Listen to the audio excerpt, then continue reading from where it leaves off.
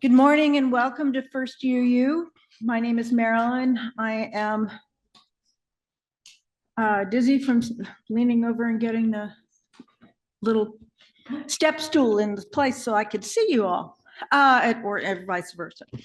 I'm a member of a number of committees and circles, and I'm in my 70s, soon to be 73, gray, fuzzy, curly hair, glasses, dangling earrings. And today I'm wearing a t-shirt in honor of Fish with Feet, which was a wonderful environmental,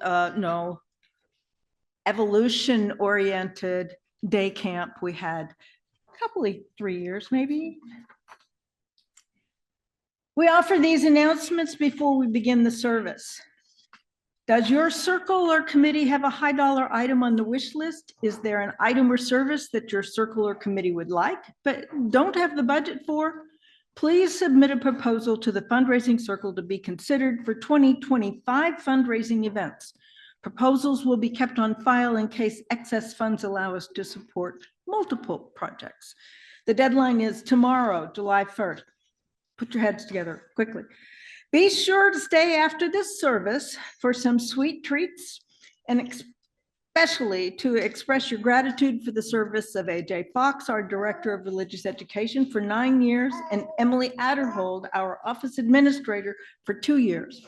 A special congregational meeting will be held immediately following the Sunday service and just before the Friendly Feast next Sunday on July 7th. This is to approve a candidate to fill the vacant facilities trustee position on the Board of Trustees, and also to approve a candidate to fill a vacancy on the nominating committee. It is expected to be a very short meeting. There will not be a July 6th picnic this year. It's been canceled. Let us now center ourselves. Wait, I have one more announcement. Beginning next week, our Sunday morning schedule is 9 a.m. Seekers, which is held in the library downstairs. 10 a.m. one intergenerational Sunday service with coffee and snacks following. There will be no faith formation classes through August, but childcare will be available. We will continue to share our Friendly Feast the first Sunday of each month. Now let us center ourselves in the sacred time and space as Colleen plays Ode to a Rose by Bella Bartok.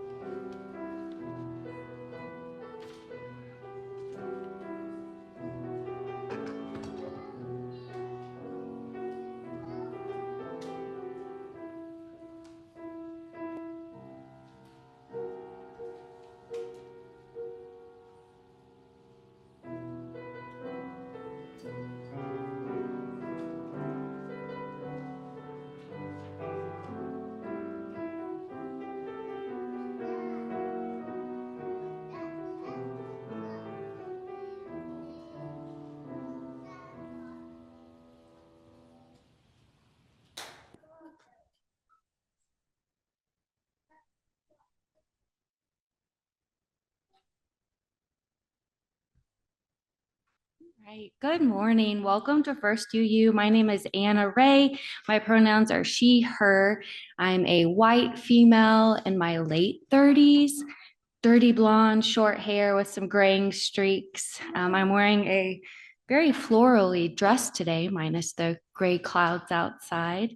If this is your first time here, or third, or 50th, we welcome you. Let us begin by acknowledging that we are gathered on the traditional territory of the Mio-Conska people, known sometimes by the name Osage. The descendants of the people who were forcibly removed from this land by colonists make up the Osage Nation. We acknowledge their continued struggle for justice.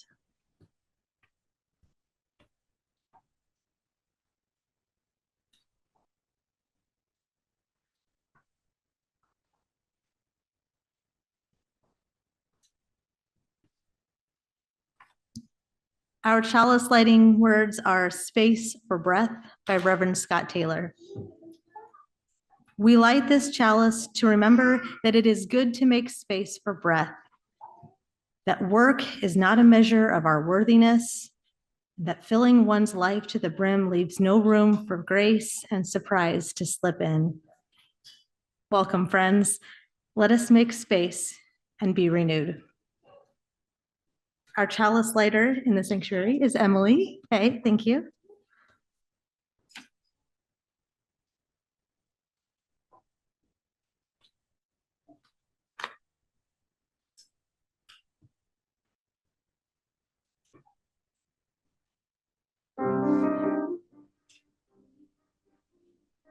Chalice, burning bright, I see and do what's right in all. Chalice, chalice, burning bright, chalice, chalice, burning bright. Help us see and do what's right in all and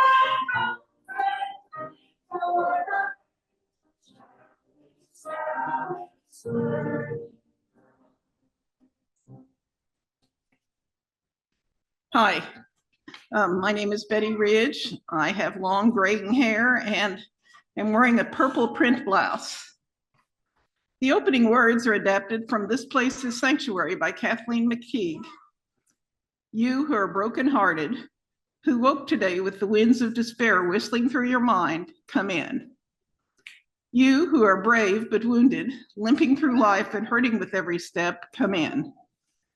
You who are fearful, who live with shadows hovering over your shoulders, come in. This place is sanctuary, and it is for you. You who are filled with happiness, whose abundance overflows, come in. You who walk through the world with lightness and grace, who awoke this morning with strength and hope, you who have everything to give, come in. This place is your calling, a riverbank to channel the sweet waters of your life, the place where you are called by the world's need. Come in. Here we offer in love. Here we receive in gratitude. Here we make a circle from the great gifts of breath, attention, and purpose. Come in. Our hymn for the month of June is When Our Heart is in a Holy Place. It's 1008 in the Teal hymnal. I invite you now to rise in body or spirit to sing.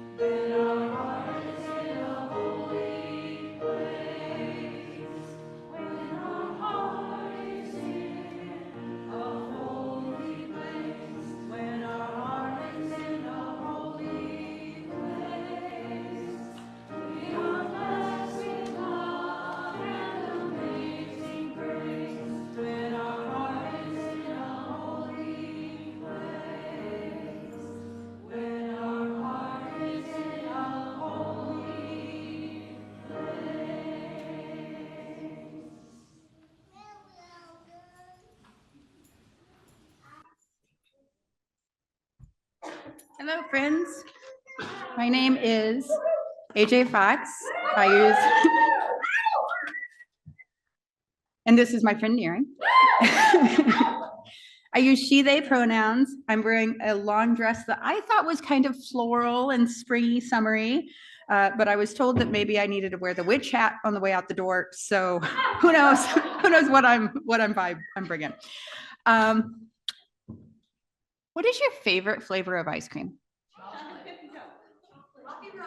Chocolate, cookie dough, Rocky Road. Ben & Jerry's Half Baked. Okay, classic. All of them. Do you have a least favorite of ice cream? No, vanilla.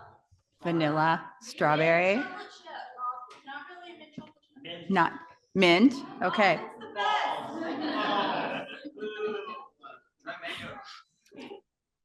Mango ice cream is my favorite. Mango ice cream, Veronica says, or Nearing says. Summers are a time of treating and refreshing ourselves with fun. What other ways besides ice cream do you treat yourself in the summer? Sleeping. Sprinklers. Front porches. Swimming, barbecues, air conditioning. Yes. Fireworks with the uncle. We're looking forward to fireworks. All right. Noise canceling headphones came from the back.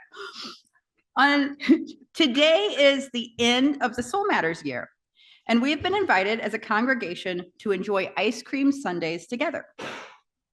On Sunday afternoon, April 3rd, 1892, after services at the Unitarian Church of Ithaca, New York, Unitarian minister Reverend John M. Scott paid his usual visit to the Platt and Colt Pharmacy in downtown Ithaca. And the shop proprietor, Chester C. Platt, was church treasurer, and he often met with Scott for conversation after service. Seeking refreshment for himself and the Reverend, Platt asked his fountain clerk, DeForest Christians, for 2 bowls of ice cream. But instead of serving the ice cream plain vanilla, which we heard somebody here doesn't like, Platt took the bowls and topped them each with cherries and syrup. And the finished dish looked delightful and tasted delicious. So much so that the men felt obliged to name the new creation. After some debate, Scott suggested it be named for the day it was created. And Platt concurred, and the first cherry ice cream sundae was born. There's a slide. Yeah, there we go. The oldest written evidence of the ice cream sundae comes from Ithaca for inventing the ice cream sundae. This cherry sundae ad for the Ithaca Daily Journal came out April 5th, 1892. You'll notice 2 days later, they were marketing it. Gotta get on something when you get it, right? And remains the oldest known record of the sundae's invention. There are competing stories, including a story out of Illinois that claims that it was named the sundae because ice cream floats were considered too frilly and were not to be condoned to be sold on Sundays. So perhaps the term originated multiple places or as a result of blue laws. In the story, we learn a Unitarian minister helped to make up the word ice cream sundae. Do you think it would feel the same if it was named Ice Cream Monday? Ice Cream Tuesday? It might taste the same. It might feel different though. Ice Cream Thursday does not quite have the same ring. This year, every day should be ice cream. This year also marks the retirement of Unitarian Universalist religious educator Katie Covey, who has served UU congregations for 40 years, with the last 8 years being spent as the religious educator, curating the amazing materials that have guided our church and over 150 other Unitarian Universalist churches across the country. For 8 years, the same religious educator has made all of those Soul Matter and Soulful Home Packs. In planning the activities for this month, wrapping up this deep dive into the Article 2 revision and its renewal of faith of so many Unitarian Universalists across the country, the Soul Matters materials suggested that we all enjoy ice cream sundaes together. Katie Covey wrote, "In the old days of summer camp, I created a 6-foot-long banana split activity as the grand finale of the camp. We made a huge ice cream dish out of a clean, she specifies, I'm still not skeptical. I'm still not sure, a clean gutter. Okay. 6-foot-long gutter filled with bananas and ice cream split between the kids. These Sundays were a way of ending things on a note of joy. I am grateful," Katie Covey says, "to have this be the same note I end on this, my last session of Soul Matters. Through it all, joy has been center, for which I am grateful." And she says, and I say, thank you for allowing me to serve you and your families. Stay sweet and have fun. And so, in connection with 150 other Unitarian Universalist churches, we will have ice cream sundaes together following the service. If you prefer yogurt and granola at 11 o'clock in the morning for reasons that are like blood sugar or whatever, we have that as well. Thank you, friends.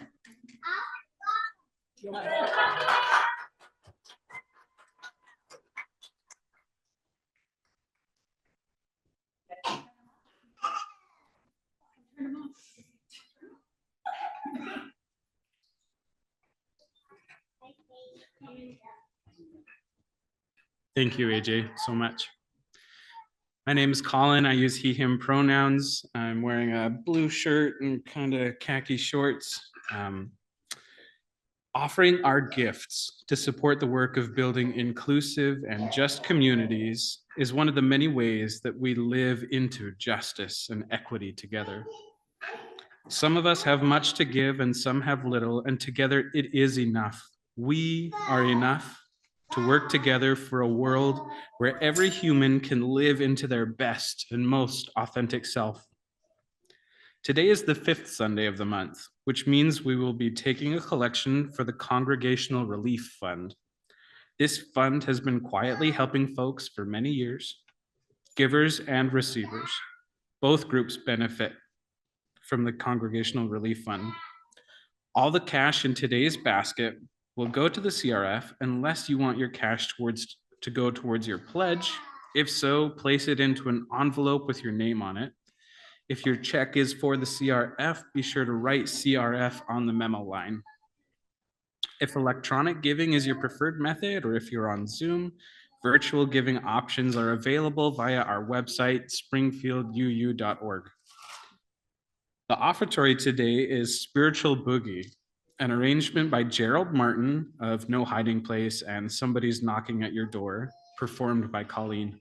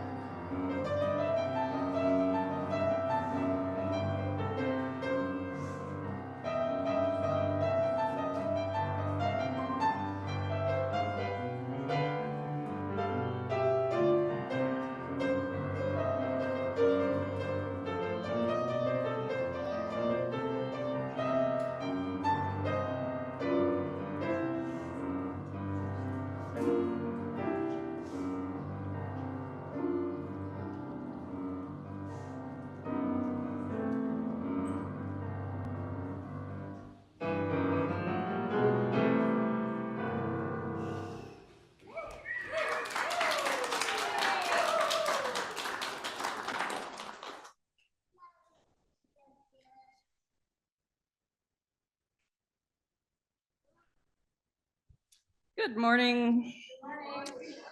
I am Reverend Michelle Scott Huffman. My pronouns are she, her. I am the minister here at First UU and happy to be with you today. I am a middle-aged white woman with short spiky hair that's kind of salt and pepper, wearing navy pants and a characteristic plaid shirt in purple and blue today. The shirt of my people, yes. In her preface to the new book, Love at the Center, Unitarian Universalist Theologies, UUA President Sophia Betancourt writes, and I'm quoting bits and pieces strung together, but I promise I've done due diligence to maintain the integrity of her statement. Unitarian Universalists as a progressive religious community hold a humbling expectation to periodically reevaluate the freely chosen covenant that holds us together. While this work impacts the bylaws that define our governance structures, it also gives life to the values we express in common cause. She goes on to say, love is what we express as our highest value. Larger than life, right at the center of our living tradition. Our pressing task now is to ask ourselves and each other how this understanding calls us forward, individually and collectively. We may agree that love is central, but what does that mean to us? And what does it require of us? You may or may not know that last week, the UUA General Assembly, which was all virtual this year, met together. Something like 3,400 UUs gathered for that meeting. And we, the UUA, concluded a multi-year process of discernment to consider changes to Article 2 of the association's bylaws, which include our principles and purpose. This process, which changes the way UUs describe our beliefs and values, formally began in 2020 with the creation of a commission that recommended language focused on shared values. Such a commission gathers every 15 years to talk about how we define and describe this living tradition.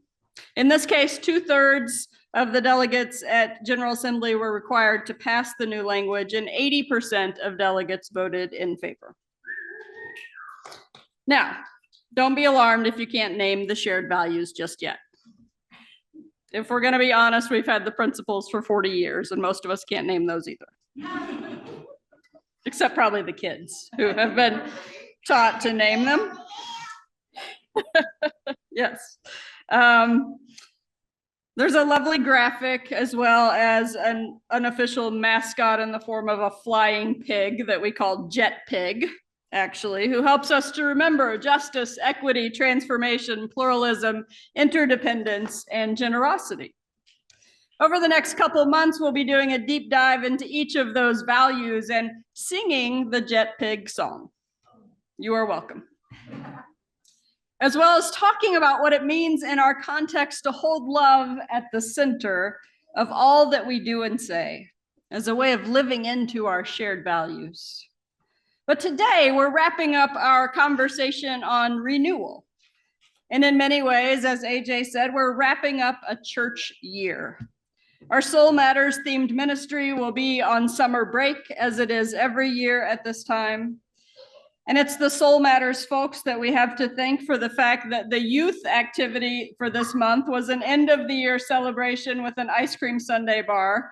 And you have the youth of this congregation to thank for the fact that they said we should not keep that to ourselves, but we should share it with the whole congregation. So thank you. I don't know about you, but sometimes a good serving of ice cream is just what I need for the renewal of my body, mind, and spirit. So returning to the quote from Reverend Dr. Betancourt, we are reminded that the work did not end with the vote to revise Article 2, but instead it offers each congregation and individual UU an invitation to begin again. I'll quote her one more time. Our pressing task now is to ask ourselves and each other how this understanding calls us forward individually and collectively. We may agree that love is central, but what does that mean to us and what does it require of us? As you might have gathered from the name of my message, I think part of what it requires of us is a commitment to continuing renewal. As individuals, yes, but perhaps even more so as a community. Some would say that the new shared values move us toward a greater sense of community and are less individualistic than the 7 principles that many of us have used to describe Unitarian Universalism for a while. Let me pause here to say this. If the beloved 7 principles are important to you in your understanding of or even decision to be a part of this faith, that's great. You still get to keep them. Nobody is taking them away from you.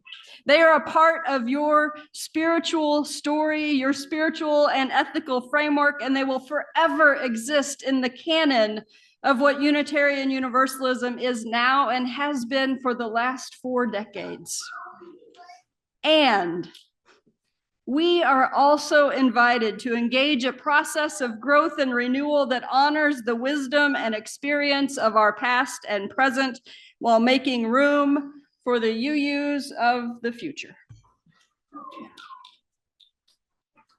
I am incredibly proud when I get to talk about what is special about this faith when someone who doesn't know anything about it makes the mistake of asking me.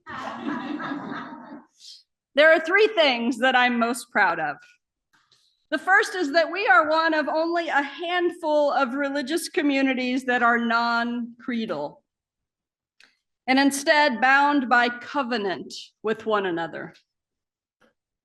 There is no test of faith, no dogma or doctrine that we must guard to measure up to someone else's idea of orthodoxy.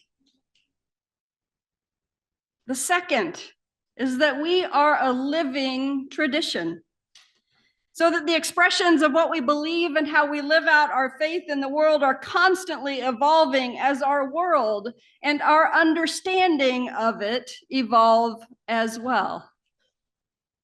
Some have said that the tenets of our faith are written in pencil rather than engraved in stone.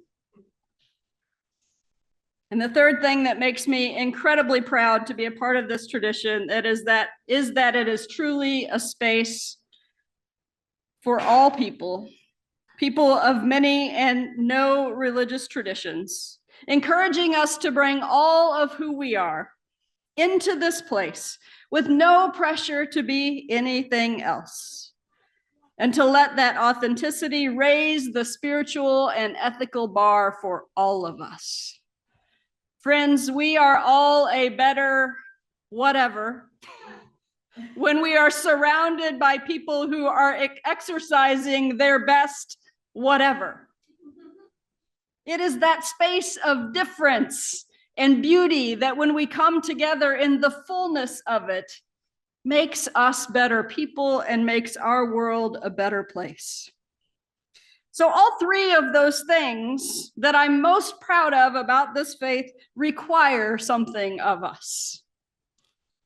They require flexibility. They require honesty, kindness, curiosity,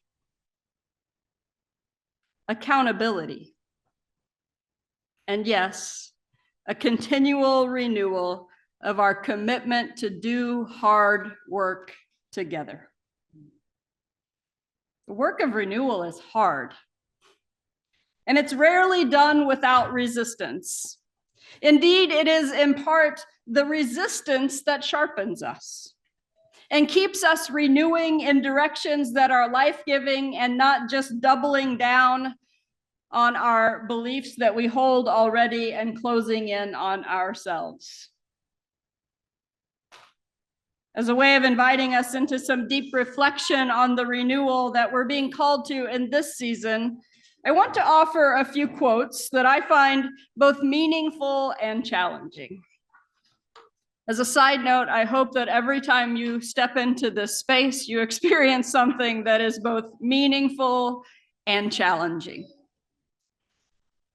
I'll offer these quotes with little additional commentary so that you might engage them in your own meaning making. First, John Gardner has said, "I think that all human systems require continuous renewal. They rigidify. They get stuff in the joints. They forget what they cared about. The forces against it are nostalgia and the enormous appeal of having things the way they have always been. Appeals to a supposedly happier past." As a former church planter, I can attest that it takes approximately 3 weeks for a community who has never previously been gathered together to utter the words, "But we've always done it this way." What always? You didn't even know each other a month ago. Maybe right now you're asking, who is John Gardner? Well, I was too. He was the Secretary of Health, Education, and Welfare under President Lyndon Johnson.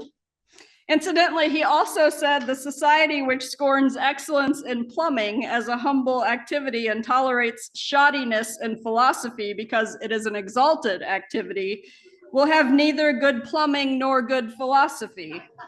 Neither its pipes nor its theories will hold water, which is also relevant to the conversation we're having today.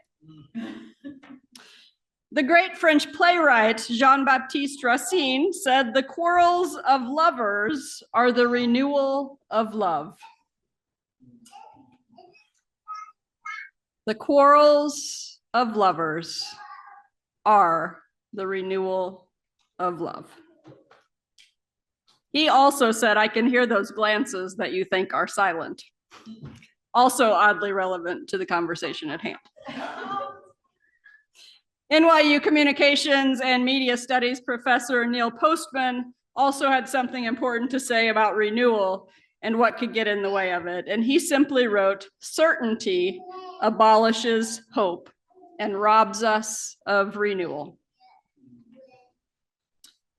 All of that to say, when we find ourselves in a place or situation that seems to invite introspection and renewal, our tendency can be to cling to what we have known and to retreat into patterns that may or may not have served us well in the past. So as we head into this season of exploration of our congregation's relationship to this new list of shared values, as well as our relationships with one another, may we do so with an eye toward spiritual renewal, an ear toward the voices of marginalized communities, a hand toward the immediate tangible needs that surround us, and a heart toward love as the driving force behind all that we do and say. Friends, if those commitments guide us in the task at hand, we will live into our values as individuals and as a congregation. We will preserve the beautiful gift of this faith for those who will come after us and who will inevitably continue to refresh and renew this living tradition that is so needed in our world and in this local community in particular. May it be so. Blessed be, and amen.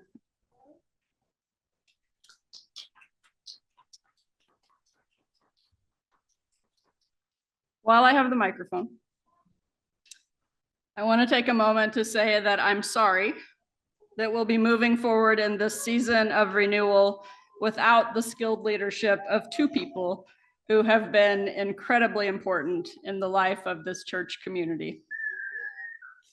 Today we say farewell to AJ Fox, our Director of Religious Education of 9 years, and Emily Adderhold, our Office Administrator of 2 years. The known contributions of each of these staff members would make a list a mile long.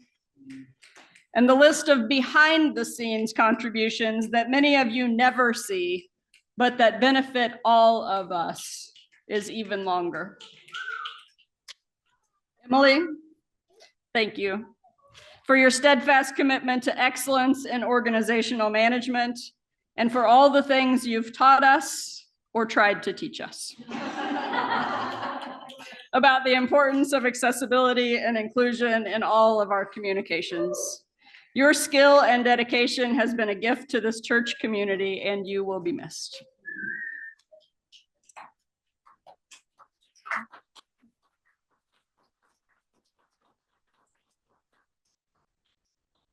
AJ. Your contributions here are innumerable, though a couple of folks have gathered some images to represent a tiny fraction of them.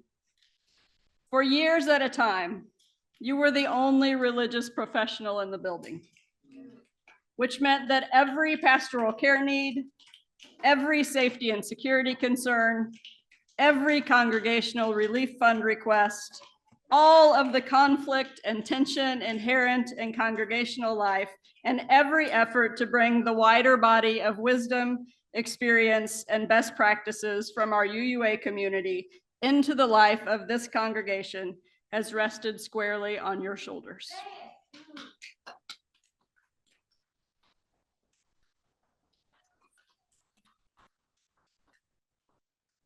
There was never and could never be enough compensation or appreciation for all that you managed and held on our behalf. Much of the work that you did and care that you provided was widely unnoticed because you did it so well. And with such quiet grace and confidentiality. We are a better church because you have shared your gifts with us, and I am a better minister because of all that I have learned from you. Thank you, thank you, thank you. Your absence in this place will surely be felt far and wide.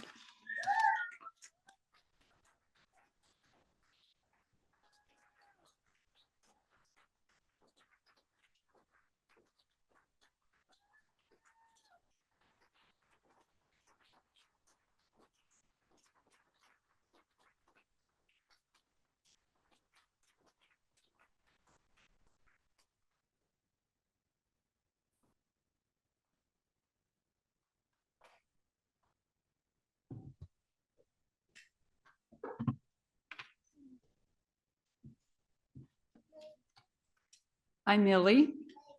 My pronouns are she and her. I'm a short, older person.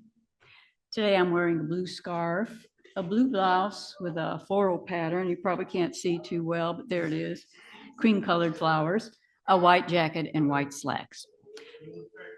Oh, well, thank you so much. You do too. I am a member of the Pastoral Care Circle. This week, as we enter summer, let us celebrate this season of renewal within ourselves and our community. May our shared moments of laughter and connection be the source of joy, and may our concerns find solace in the warmth of our collective support. In the spirit of renewal, let us find strength in the shared rhythm of our community. As a community, we share joys and concerns to keep connected.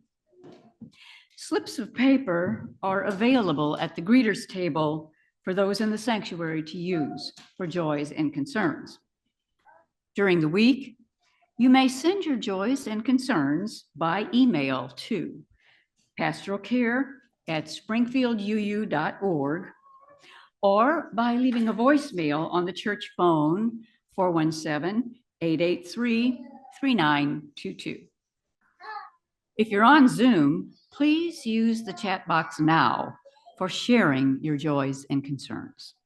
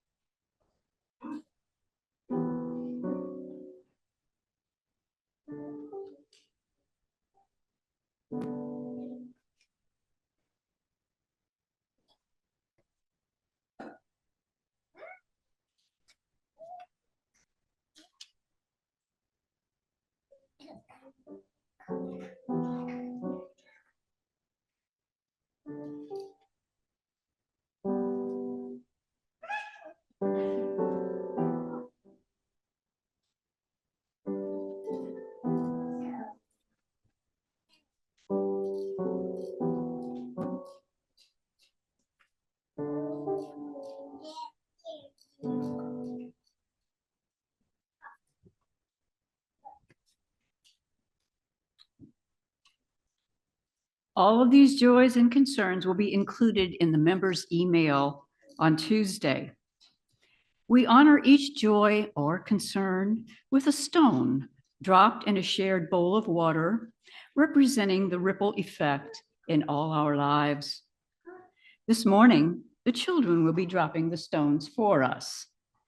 And now, as we begin this time of sharing, know that though we are in multiple physical spaces, we are together in beloved community.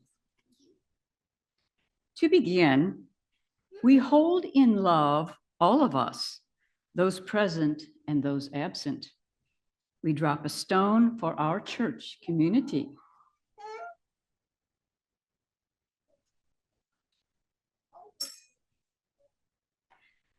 We lift up a concern for Mark and Judy McGinn.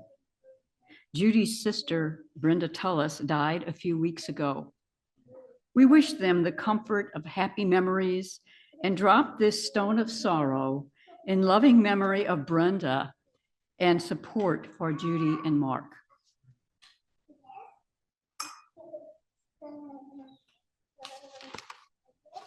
Tom McFarland shares a concern for the recent loss of staff, including Luna, AJ, and Emily.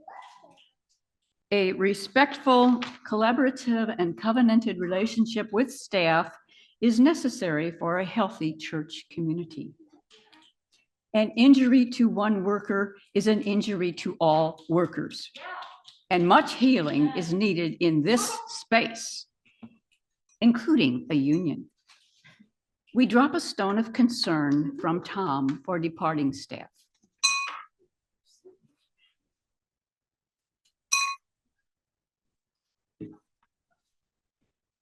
I think I'll check the chat box first.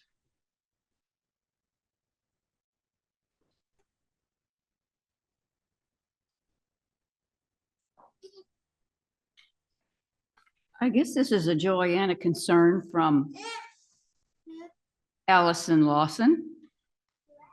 My family's trip to New York for my 30th high school reunion and my dad's funeral starts on Wednesday, the 3rd. We return on the 12th. I'm feeling mixed feelings.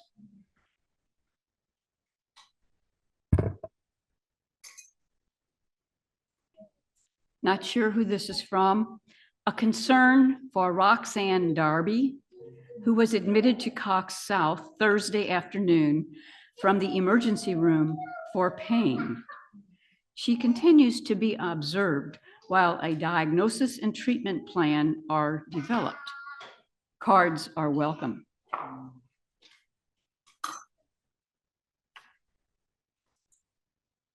From Luna, we have a concern first. First UU is prioritizing saving money for some hypothetical future over spending money we have to build a lasting institution. Over spending money, comma. We have to build a lasting institution now.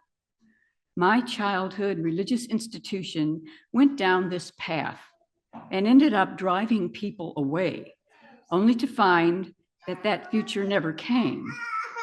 It's painful to see this pattern repeating now. Let us avoid falling into a scarcity mindset. It becomes a self-fulfilling prophecy. This is white supremacy in action. Luna has a joy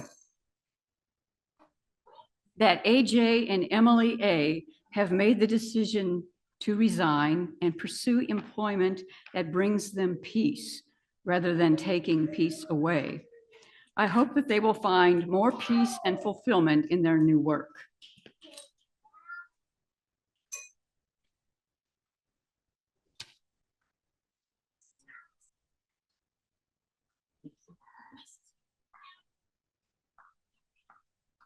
Okay. We have another one. My sister recently found a 2-week-old black kitten in the engine compartment of a coworker's car, and she's working very hard at keeping it alive. It is currently drinking a lot more formula than what it should be, but that's good because that means it's growing. So I think that's a joy and a concern. We drop a stone. His name is Proctor Diesel. Right. He's very cute. This is from Eliza Wisteria, a stone of solidarity with fellow workers AJ and Emily A. We drop a stone. If we could find somebody to do that. Thank you. From Michael Rodriguez, I have gotten most things boxed, still have to do clothes. I guess that's a joy and a concern. We drop a stone if someone will come up here to do that. You're very helpful. Thank you. This is from Emily McKinney. A concern for the high rate of turnover among the staff who have served this community in recent years. A joy that these staff members are now free to pursue employment relationships that align with their values.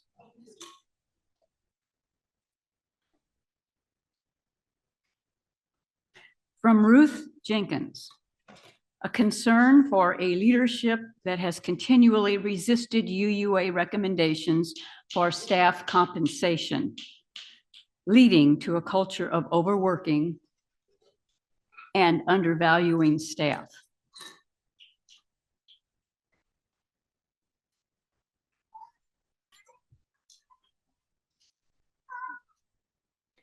A concern from me, my brother-in-law, Bob, who had bladder removal surgery 2 years ago, died earlier this week. So I ask your concern for my sister Rose and her family. And if you are a praying person, a few prayers wouldn't hurt. We drop a stone. Oh, it's already done? Excuse me, I'm not following. Okay. I have never seen joys and concerns go this way. This is a joy from me. I'm Millie. I have sold my house in Oldfield and moved into Springfield. It's just so much easier living here. That's a joy. We drop a stone. Did somebody drop a stone? Okay, all right. We honor the complex and heartbreaking struggles of our world. We drop a stone for all who are impacted. In closing, for those joys and concerns that remain unspoken, we drop the stone.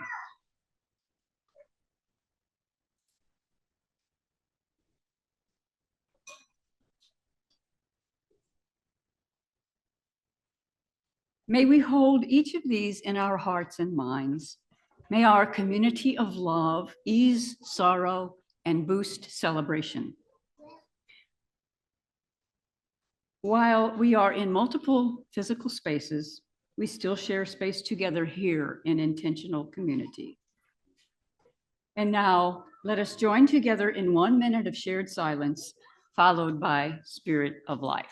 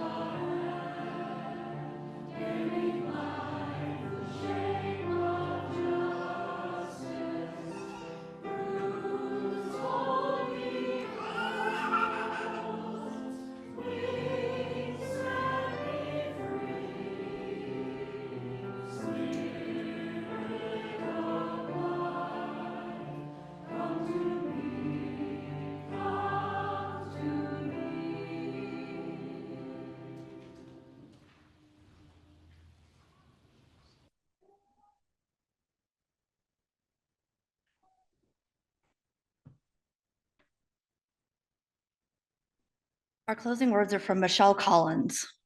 Changes abound around us, within us, between us, in our communities, our neighborhoods, and our beloved faith communities. Changes abound. May we each find the balance point we need as we move through our ever-changing world. The balance between the old and the new, between the known and the unknown, between the familiar and the perhaps bold and risky possibilities that may be there waiting.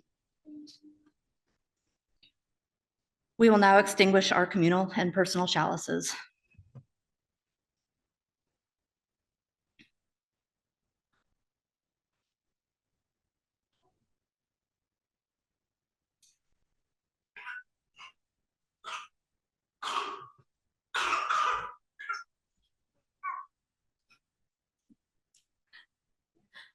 Please join me in reciting our sending words for the month. Let's start over.